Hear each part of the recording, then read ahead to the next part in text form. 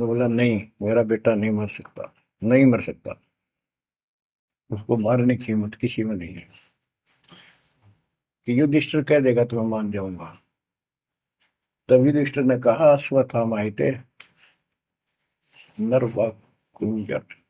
नर तो जोर तो बोल दिया, वा कुंजर, भाई हाथी आदमी या हाथी ये नहीं कह सकता। वो मन मन में बोल दिया। तो यह बात सुनकर अश्वत्थामा हिते, अश्वत्थामा मारा गया। आगे कड़ा सुना था द्रोणाचार्य, नरवा कुंजर कह गया वो। इतना पागल ने ढाल हो गया, टक्कर मारा, कति कंडम हो गया, उसने हथियार भी नहीं उठा उसने। और पांडवों ने वो गढ़ जीत लिया उस साइड का जहां वो मोर्चा डटे खड़ा था। तो बच्चों, ये मोह इतना जबरदस्त है, जीव के बस का नहीं है। और बनता कुछ नहीं, बचाओ कुछ नहीं। तो इसका बचाओ अब है तो ज्ञान हो। ये ज्ञान जो दास बता रहा है, ये आपके हृदय में जच जा कति, ये कुछ भी अपना नहीं है। 100 की 100 साची है, पर मन मानने तैयार नहीं, आत्मा को दबाए रखा है। ये सब काल आहार हमसे पैदा कराया जाता, जैसे कसाई बकरे पालता है। कसाई बकरे पालता है, उनके लिए चरागाह बनाता है, सुंदर तालाब बनाता है पानी पीने के लिए। उनके लिए छाया, गर्मी, सर्दी, ओलों से बचने के लिए शेड डालता है। पहले झोंपड़ी डाला करती थी, तो उस घास फूस के और लकड़ी, अब टीनों का शेड बनाते, पंखे लगा दिए गए। और ये समझो कि जैसे कसाई ने 3 पाली रखे हैं नौकर। एक बकरे मोल ला के वहां छोड़ता है, दूसरा उनकी पालन पोषण करता है, और तीसरा उनमें से निकाल के और अपने कटवा देता, बेच देते हैं, कसाई को सौंप देता है। ये प्रोसीजर है यहाँ पर। जैसे कसाई कभी कभी आता रहता है, बकरों को देखता है, संभालता है, तो उनके कमर पे हाथ मारता, शरीर पे, और वो उसको अपना एक बहुत हमदर्द मित्र मानते हैं, मालिक मानते हैं। देखो हमारे को कितनी सुविधा दे रखी है, पानी क्या, घास क्या, गर्मी सर्दी से बचने का। वो देखता तो हाथ मार के ऐसे है कि ये कितनी कीमत का हो गया, कितना मांस है इसमें। और वो समझते हैं ये प्यार करे हमारे से, कसाई लाड करता है, वो भी उसको प्रतिफल में जीभ से चाटते हैं उसका हाथ, प्यार करते हैं। और कई कई तो उसके ऊपर पैर फैला कर उसको प्यार देना चाहते, सीने से लगाना चाहते हैं। बकरे ऐसा पशु भी प्यार देते हैं, उसको अपना मानते हैं। वो देख रहा है इसमें मांस कितना है, और नौकरों को बता देता है इन इनको निकाल लो। उसका कोई रहम नहीं है, कितना लाड करो, कितने उसके गुण गाओ। उसका उद्देश्य यही है, उसका मतलब यही था, उनको पालने का। कबीर साहब कहते खाई खुराक का पैन पोशाक का यम का बकरा पलता है। या बढ़िया बढ़िया माल खा के और सुंदर सुंदर कपड़े, ड्रेस, कटपट फैंसी के कपड़े, ये पहनेंगे वो पहनेंगे। कहते खाई खुराक का पैन पोशाक का यम का बकरा पड़ता है। काल के बकरे पड़न लग रहे हो तुम। इन बातों को बच्चों अच्छी तरह हृदय में बैठा लो, एक कोने में। संसार में रहेंगे, रहना पड़ेगा, लेकिन परमात्मा की शरण में रहेंगे, मर्यादित रहेंगे। काल का कोई अटैक आप पर नहीं होगा, ना आपके परिवार पर होगा, ना किसी धन संपत्ति व्यवसाय पर होगा। ये सत्कर मान लेना। हम मर्यादा को हल्के में ले लेते हैं, और ये हमारे विनाश का कारण होता है। गलती हम करते हैं, कोई काल का ऐसा अटैक आने का समय हो गया और वो नुकसान हो गया, तो भक्ति और छोड़ देते हैं, हो गया सर्वनाश। भक्ति छोड़ दी, भगवान की शरण छोड़ दी, फिर और कहाँ ठिकाना रह गया। कटी पतंग हो गए।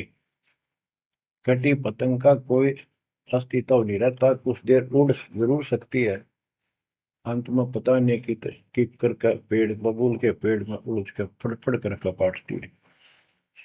ऐसे फंसे रह जाओगे तुम इस काल के जाल में, कांटेदार झाड़ियों में, इस गंदे लोग।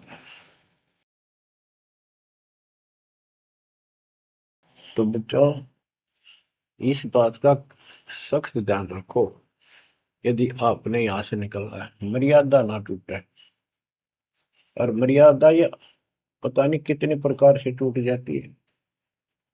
जैसे हमने किसी को सेवा दे दी, भाई क्या सेवा कर लो, शुक्रिया दाता का, मजदूरी मिली, खुशी हुई, फिर कह दिया ये त्याग दे, छोड़ दी, दूसरे को दे दी।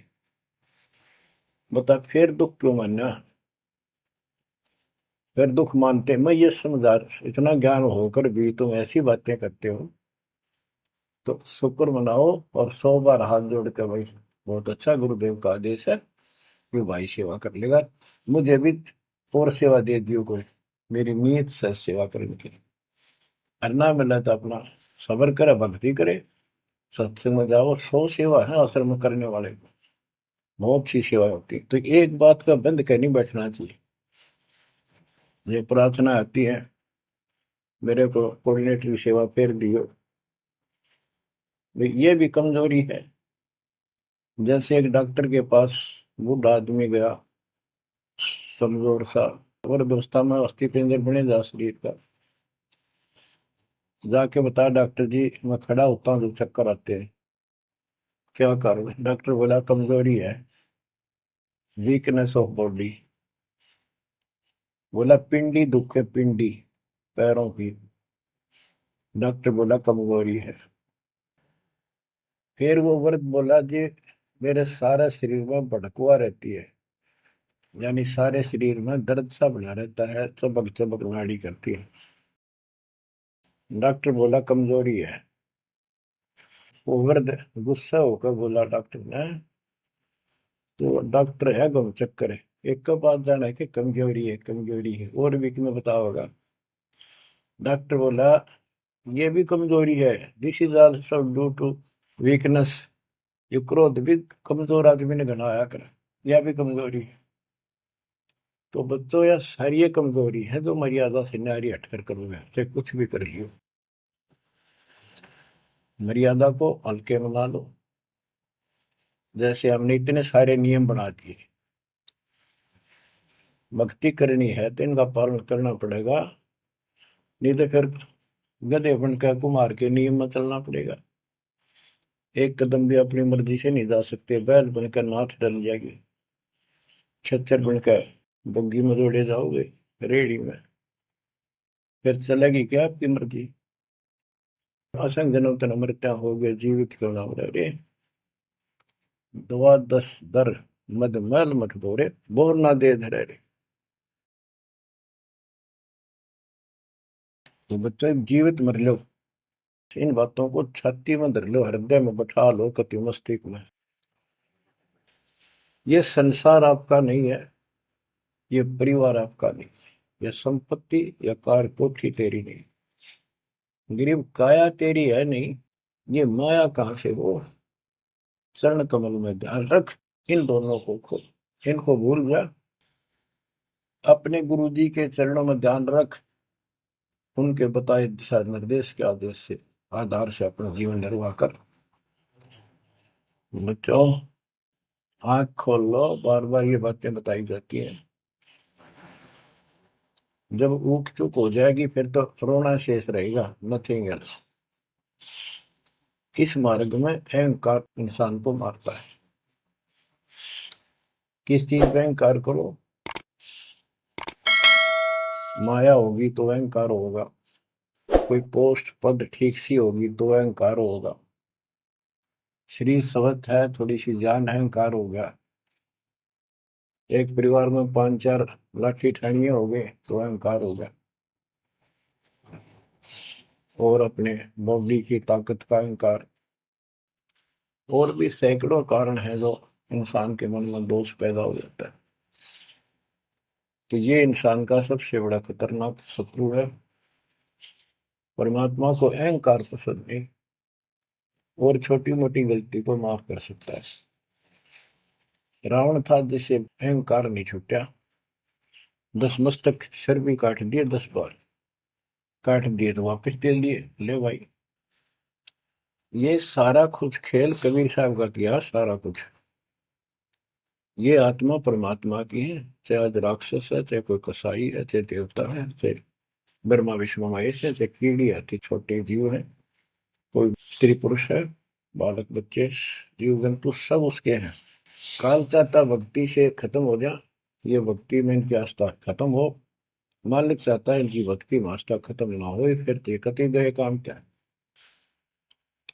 जो भी जैसी साधना मालिक के नाम पर बैठ कर कहीं कर रहा है, उसके पिछले संस्कार से, उस भक्ति से जो उसको मिलना है, उसके साथ साथ परमात्मा उसको सहारा देते हैं। जैसे रावण ने सिर काट दिया शिव जी के निमित्त, तो भगवान के नाम काटा उसने, वो भगवान की खोज में निकला था।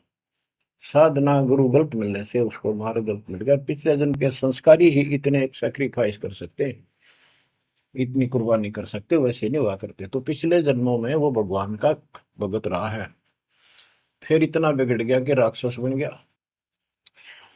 तो उस मालिक ने उसको 10 शीश वापस दिए, लेकिन बकवाद करी तो अंत बुरा हुआ।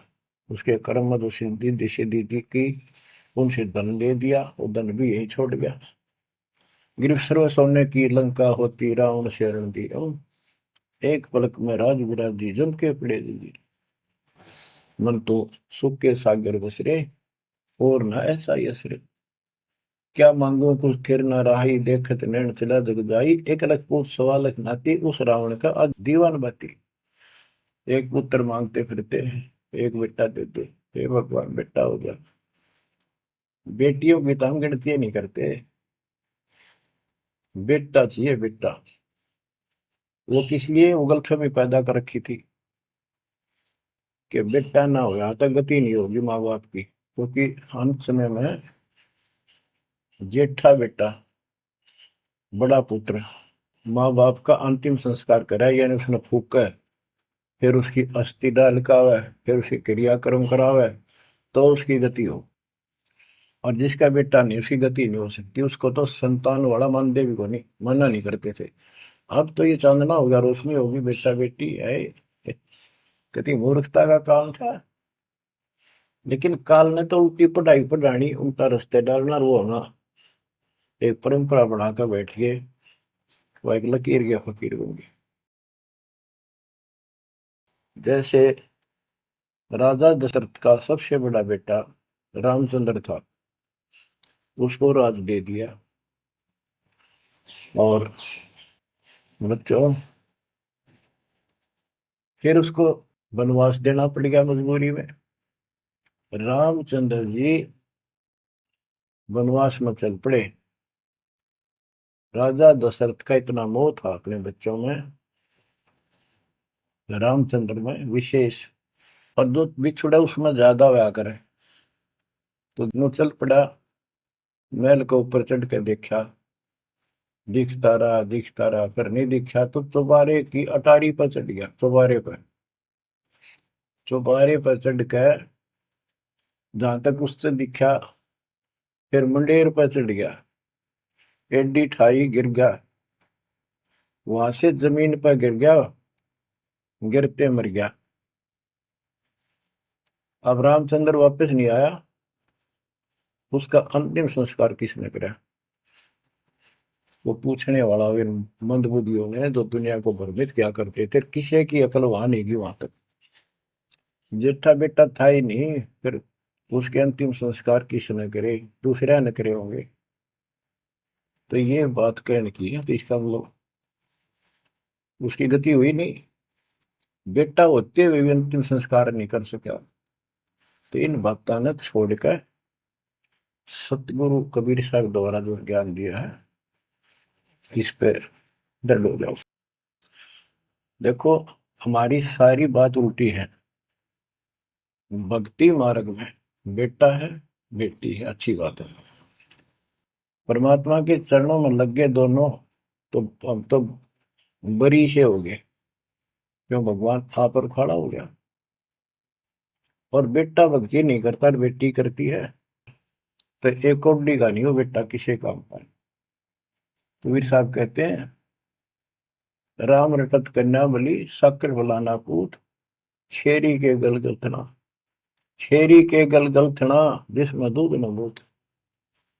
बकरी के गल में एक खालडा लटका रहा थन के साथ, व्रत की खाल।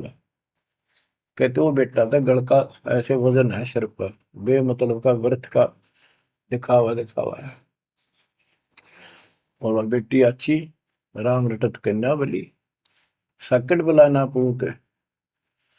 तो बच्चों, ये दातम मार्ग है, इसमें सारी बातें पहले से विपरीत हैं। देखो, बेटा ना होगा, बेटी बेटी होगी तो यहाँ सृष्टि नहीं चलेगी, और बेटी बेटी होगी बेटा नहीं हुआ तो भी दिक्कत संसार की सृष्टि में आ सकती है। बाकी भगत का कोई फर्क नहीं पड़ेगा। इन बातों को जो दास कहता है, इनको एक सामान्य बातें ना समझना, निष्कर्ष है इस जीवन का। जिसके बेटी नहीं है उसको ये तड़प रह जाती है बेटा होता, या भूल के भी ना करना। इन बेटे वाले ने देख लो कितने सुखी, टाइम पर रोटी नहीं चाह ने भी तरसे बैठे बैठे। वो सोचे बड्डा दे देगा, छोटा सोचे बड्डा आप दे देगा, बड्डा सोचे छोटा कह देगा। बड़े बेटे आंखें में आंसू बुढ़ा में। और बेटी आखिरी सांस तक प्यार देती है अपने माँ बाप को, एक आदि ने कमी बात कह नहीं सकते, वो किस्से के बिना होती हो तो आत्माएं नष्ट होती है। आखिरी सांस तक यहाँ भी हमने देखा, जैसे लड़की रोटी खा रही है और लड़का वैसे बैठा था, माँ ने कहा बेटा वो सामान ला उठा कर, रोटी तार बनाऊं भोजन। बैठा बेटा ना लाऊं, यूं कौन खोया लावे। बेटी तो कहा भी कोई ना, रोटी खाती खाती छोड़ के आण की थी, एक 10 साल का की होगी, लड़का 12-13 साल का। उठ कर रोटी छोड़ के हाथ धोकर और सामान लाकर माँ को दे दिया। लेकिन फिर भी बेटे में मोह ज्यादा और बेटी में नहीं। इसका कारण यह था कि हमने बेटी को बाहर बना लिया इस गलत रीति रिवाज से। बेटी तो 15-16-20 साल की मेहमान होती है आपकी, ये तो परमात्मा की बेटी 2 गुना का सुधार करती है। आगे जाके घर बसावे, उस परिवार को भी सुधारे, और माँ बाप के अंदर मोह नारा रहे। तो भाव ये है कहने का, अगर बेटा नहीं है ना और भगत है, उसके ऐसा भगवान धरती पर नहीं। प्रथम तो वो है जिसका कति संतान नहीं, वो भगवान। दूसरा वो है जिसका बेटी बेटा ना हो, बेटियां की करके शादी वृद्धावस्था में अपना लेकर मारा जाता है। और बेटी वहां बैठी भी माँ बाप की चिंता करेंगी और कोई न कोई सुविधा उनको देती रहेगी। और बेटा छाती पर रह के भी खून फूके जाएंगे, कति साफ दिखाई दे है, इसमें कोई मानो तो ना मान। लेकिन बेटे भी हैं, ठीक है, और उनमें